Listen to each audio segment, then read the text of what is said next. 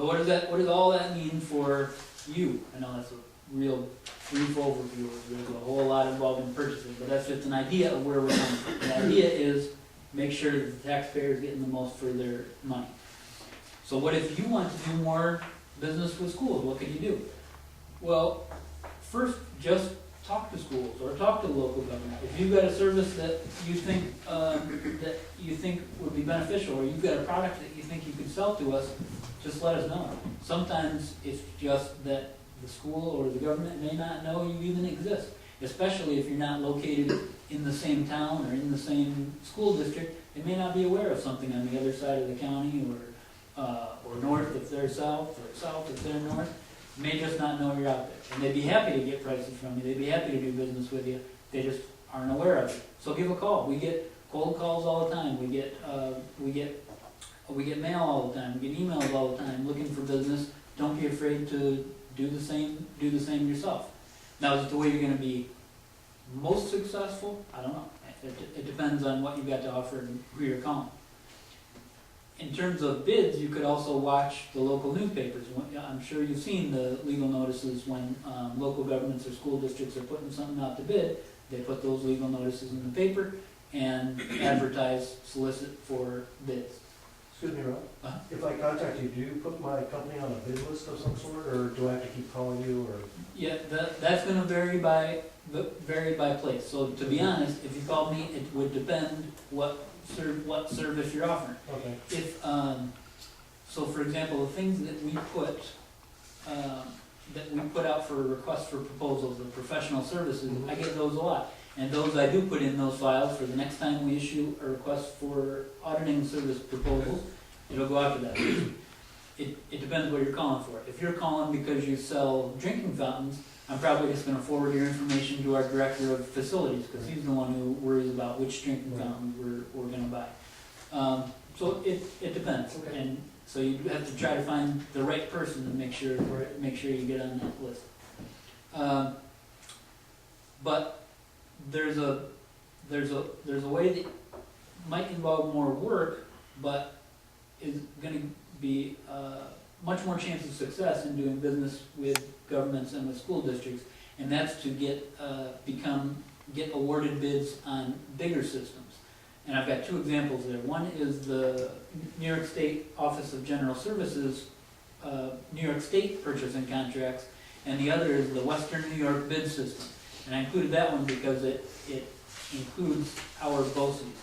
BOCES, in case you don't know, are the Boards of Cooperative Educational Services, and their job is for school districts in their region to help school districts cooperate. So as you can imagine, school districts are all buying most of the same stuff. It's not like we need to reinvent the wheel and all do things differently. And so for lots of things that schools around here need, but we all need the same stuff, we pool our resources, and BOCES helps us put things out to bid instead of Wayne Central and Clyde Savannah and Palmac all putting out separate bids for bread. We all need bread for our lunch program. Why don't we just do it together?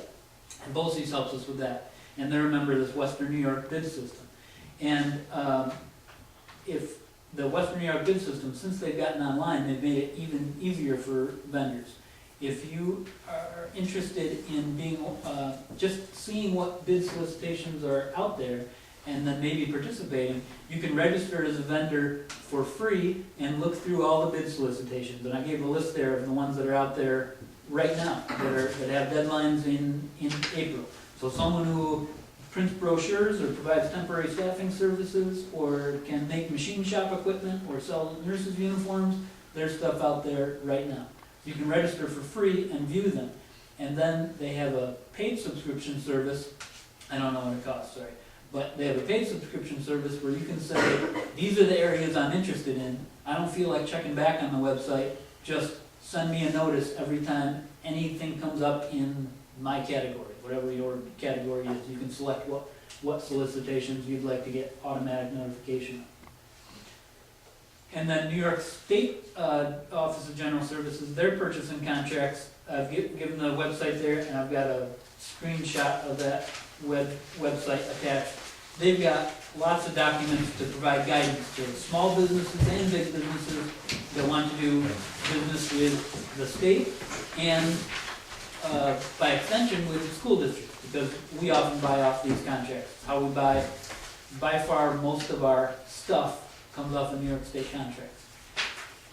I act as the purchasing agent at Poundmaster, and so what that means is that requisitions, requests to buy stuff come from all different levels of employees, and then eventually they all get to me. And then one of my jobs is to make sure that we followed the purchasing laws and our local purchasing procedures.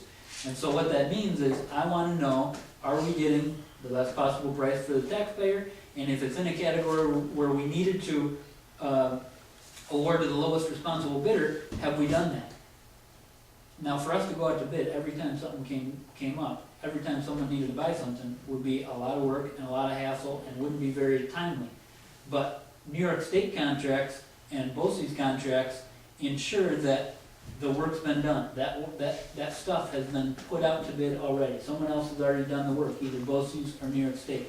And so that's like, if someone who's requesting something puts a BOCES contract number on there or puts a New York State contract number on there, it's like the golden ticket for it to sail through the purchasing process. I'm gonna not worry at all about the purchasing rules. I'll look at it for other things, but as far as have we followed the purchasing rules, it slides through nice and easy.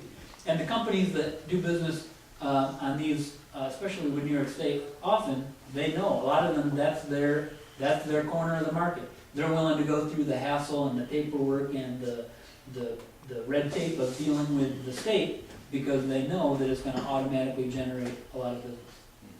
Well, do you piggyback on any county contracts?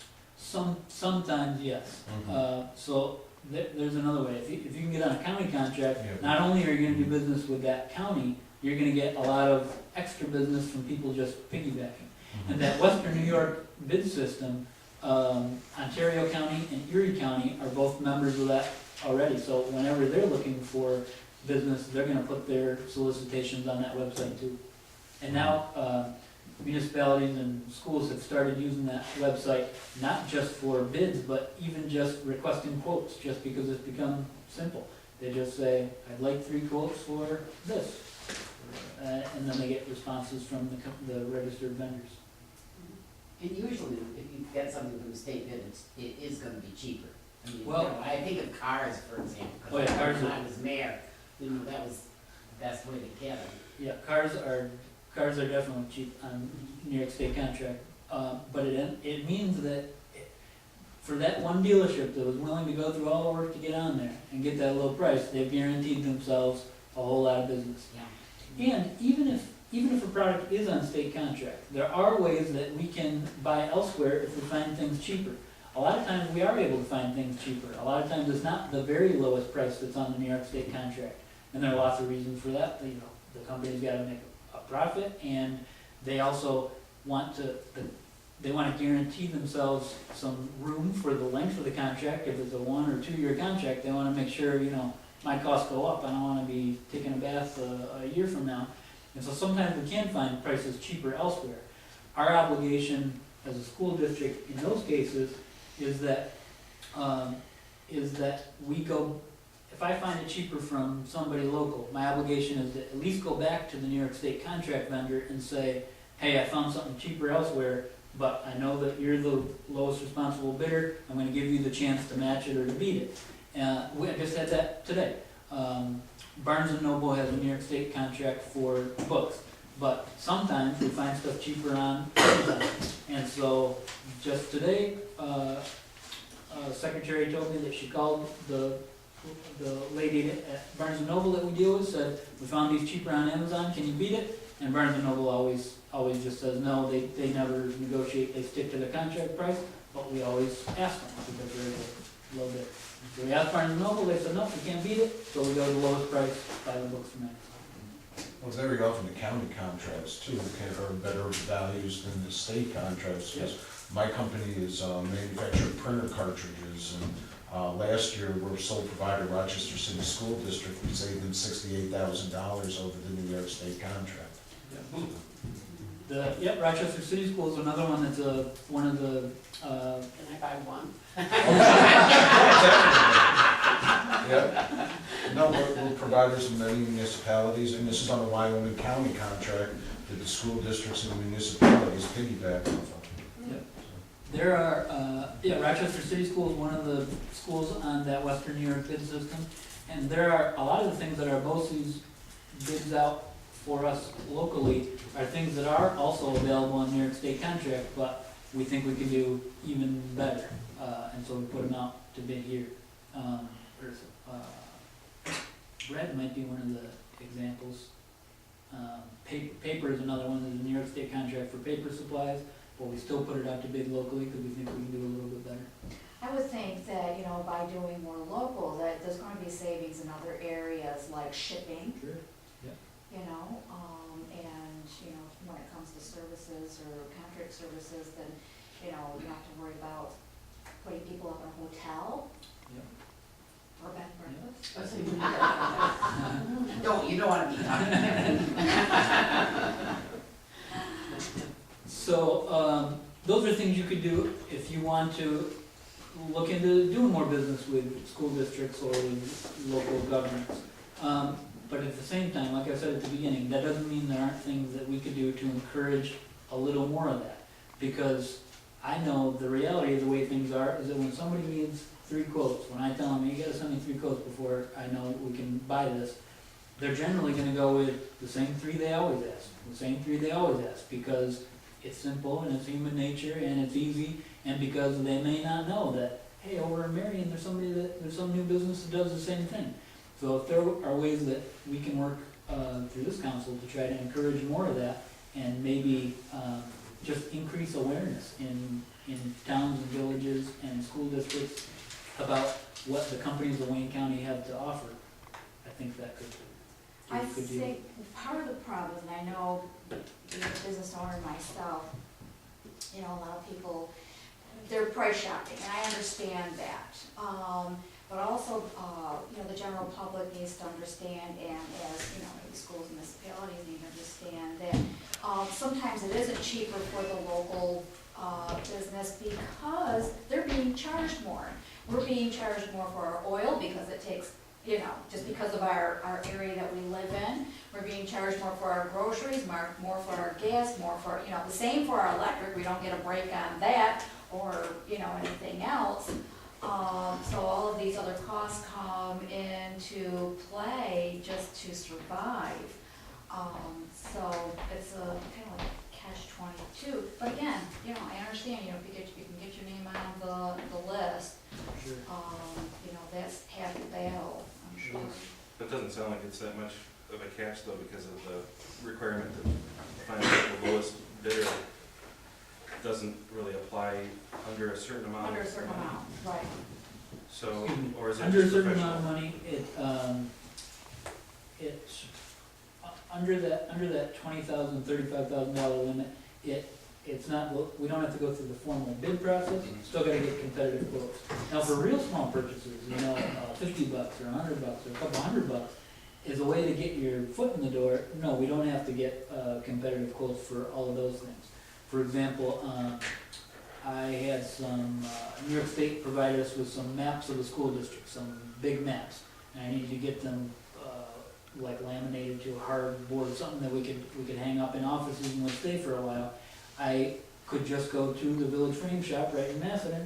I didn't have to go out to bid. I could go with the local vendor for that small purchase. Now, if we had something bigger, then I'd have to cast a wider net. But her foot's in the door, we've done business, she's a vendor in our system, we got all the vendor paperwork out of the way, and it makes it easier to do business in the future.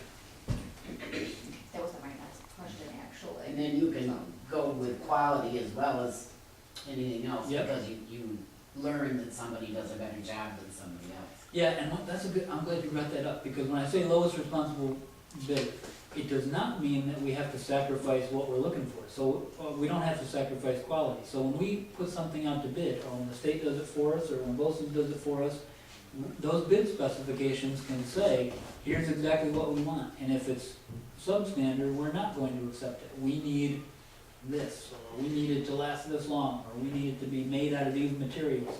And so we can make sure that we get quality assured. We don't have to compare apples to oranges and then take the lowest price. We gotta compare apples to apples and take the lowest price.